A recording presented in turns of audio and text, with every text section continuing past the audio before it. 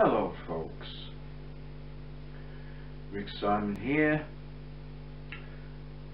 with another video. Before we go into this video I want to just state that for certain types of people, i.e. guitar collectors, Fender collectors, bass collectors, this video does contain some shocking images. Now, at the very least, you're going to want to sit down. Now, if there's any ladies watching, the chances are that you're going to be watching with your husband. Now then, if he's on any kind of medication, you might want to get the medication close by. Maybe a glass of water might not go amiss as well, because this video does contain shocking images to that type of viewer. I don't want to be held responsible for any medical conditions that might be brought on as a result of this video. Okay, myths and legends. We know how myths and legends develop around certain types of very, very rare collector guitars. Fender's a very popular model with collectors. There's a lot of books about Fender history and things like that. So in 1979, Fender's struggling to sell many units, so they come up with an idea. They'll use a glut of parts, 79 and some 78 as well. I've heard of 78 serial numbers on these international series guitars. Parts, necks and bodies, etc. were going to be done as a dealer special in certain custom colours that weren't part of the Fender catalogue. Arctic White, Morocco Red, Maui Blue, Antigua, Cathay Ebony, Sahara Brown were some of the colours, Capri Orange and Monaco Yellow.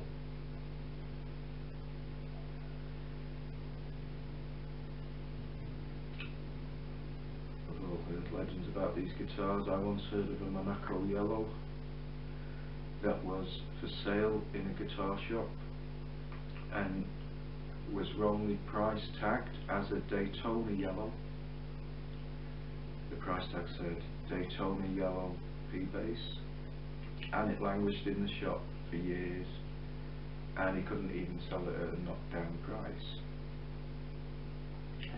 because people saw it and they said, oh, a Daytona Yellow P-Bass, and everybody knows Fender never made a Daytona Yellow P-Bass. So that was one. I know of other international series that have been repainted in black, for example, to shift them, because they were a garish colour, a very bright colour that wasn't very popular, so they didn't sell many units. Dealers, if they would take on 15 of an international series, they would get then a special custom version of a Fender model amp with a different colour control panel. That was the incentive for dealers to take on these guitars. The most unpopular of the colours, the most garish, the most outrageous, because bass players are a boring lot. Most bass players want their bass to look like a polished lump of wood or an antique piece of furniture. So they want a dark sunburst, a little brown sunburst, all wood finish.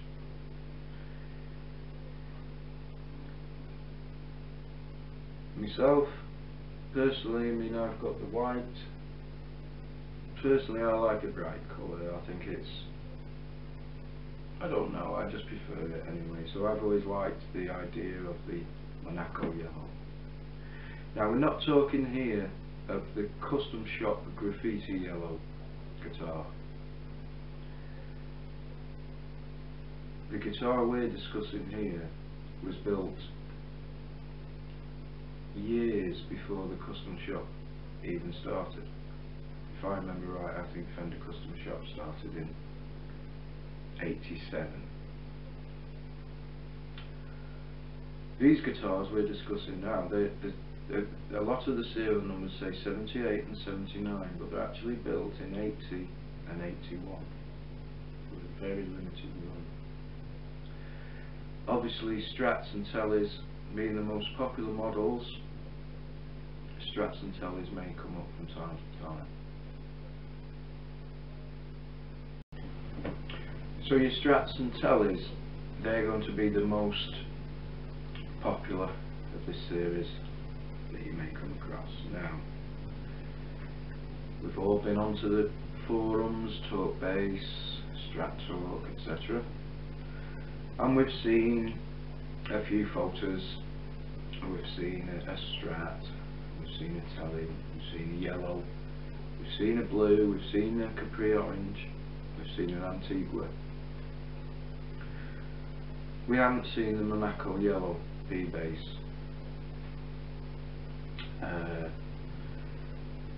Now, I knew that there was a legend locally, another myth and legend that grows up around Guitar Talk, that somebody nearby, a collector, had got a not unplayed but a virtually unplayed, very low hours played example of the Monaco yellow P-bass. That was the legend. Like I say, this bass is said to have been bought in the early 80s by a guy who left the area, and the bass languished at his mother's place for many years, and then some years later he rediscovered it, and it went into a guitar shop and it was badged as a Daytona yellow P-bass, which, like I said before, everybody knows that that model didn't exist.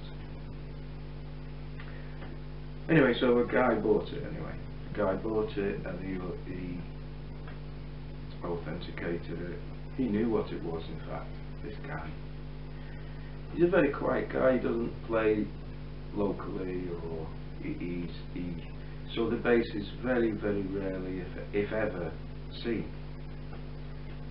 by anyone else apart from the guy who owns it, who enjoys it, and knows what a rare model it is. Anyway, so I get an email. Will I do a clean and set up and restring for someone? Yes, I will. Just out of curiosity, what instrument are we talking about here? And he came back with it's the Fender International Series P-bass, 79 International Series P-bass. So of course, when I picked myself up off the floor, it never dawned on me this was going to be the yellow.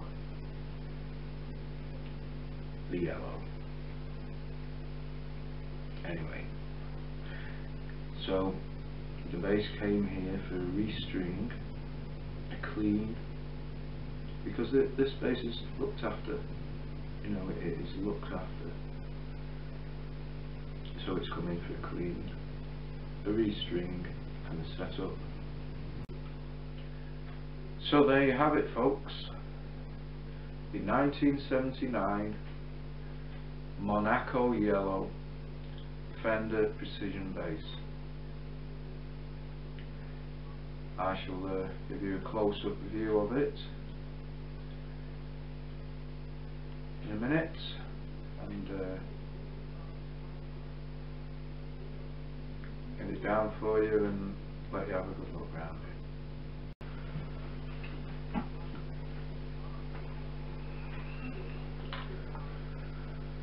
So here it is, folks. Now, try and make the video as good as I can for you. Here's the finish. Now, where I'm sitting, and it's catching the light, it's got hundreds of little scratches where he's played it. The whole thing is covered in minute little scratches, the sort of thing you would expect, where it's been cleaned with a cloth, etc, etc. The chrome is in very good condition. It does attract finger marks, but the chrome is in very good condition. The knobs aren't too bad, but the chrome plating does fall off them in a big way. The neck is the whole thing is absolute quality, absolutely quality. The knobs, when you turn them, they feel smooth and progressive. There's not a lot to say about it. It's a P bass. That's the sound you get. This is the volume control. This is the tone control. You've got the single pickup now. I'm hoping you can see that there. It's black. There is a black finger rest that goes there that is taken off. I mean, it does look ugly.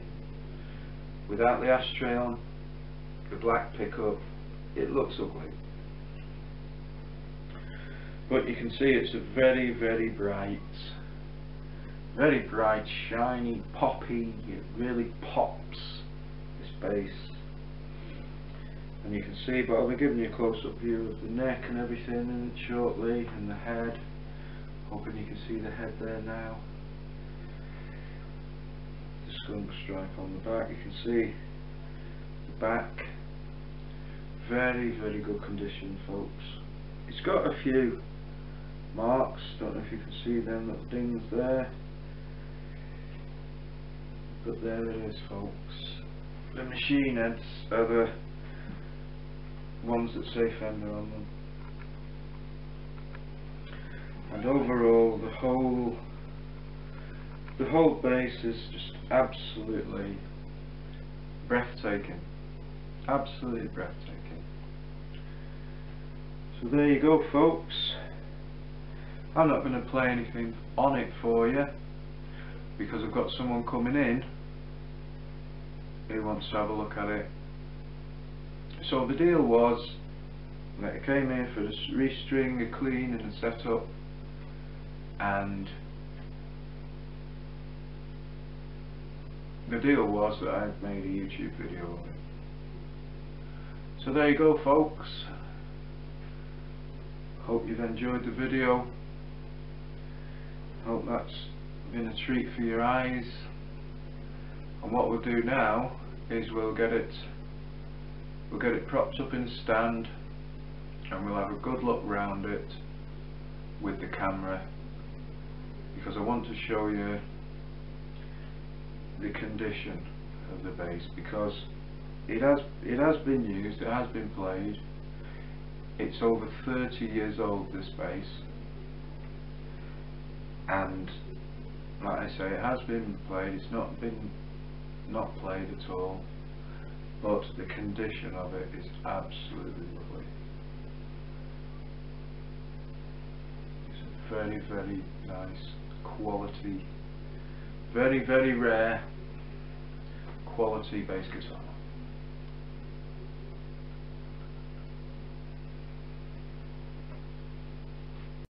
There's the head, folks.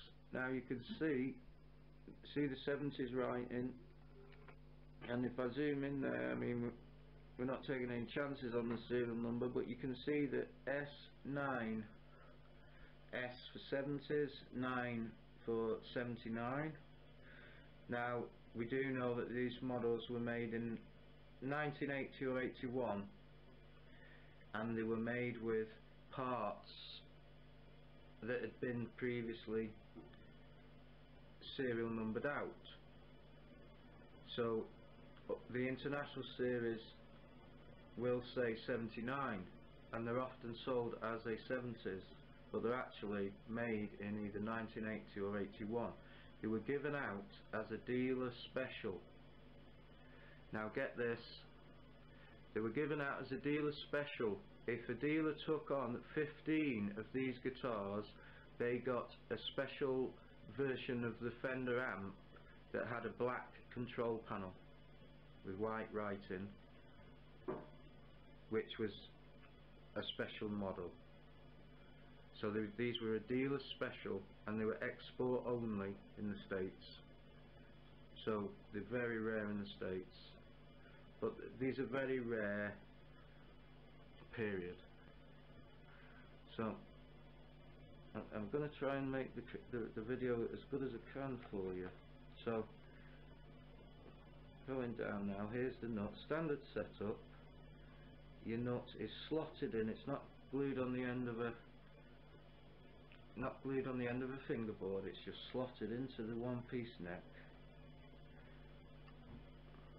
As you can see, absolutely no play wear whatsoever. Here we come now to the up about. Yes, the strap peg is a little rusty and the screws are a little rusty. This is an old bass, don't forget. Okay, we've got the ashtrays. These are in excellent condition, as you can see. The knobs, like all precision bass knobs, the knobs are, the chrome plating is coming off slightly, which they do. If we just pan round and look at my, this is the main workhorse bass. I'll just have a quick look at this one actually, because I feature this one in a lot of my videos. This is the Fender JV series, Japan Vintage series. Now you can see, if I zoom in on the neck here, you'll see the play wear. Now these necks are very hard wearing because they're lacquered, and the lacquer's very, very tough. They don't attract the dirt in the same way that a rosewood board would. Now after many, many years of use,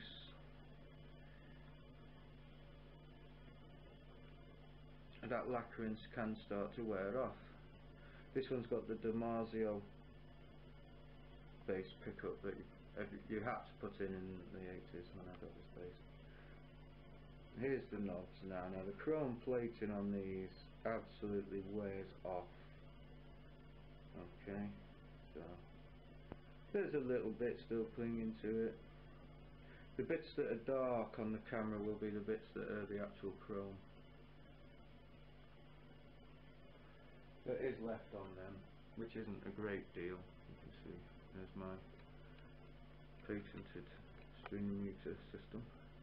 But you can see that the comparison on the necks, you can see them, one little spot there on the G and one little spot there on the 6th fret there.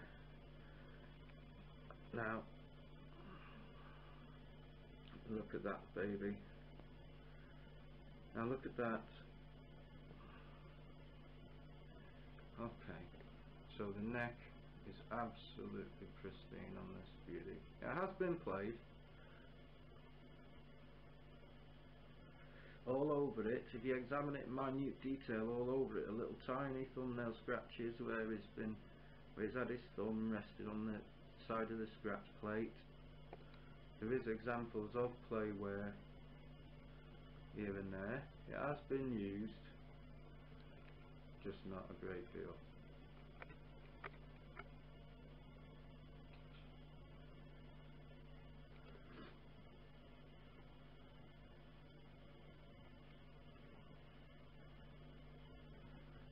So there it is, folks.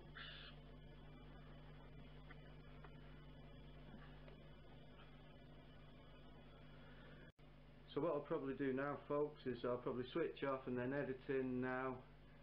I'll get back to my chair and I'll see about playing a little bit of bass for you on this puppy, the 1979 Fender International Series Monaco Yellow Precision Bass.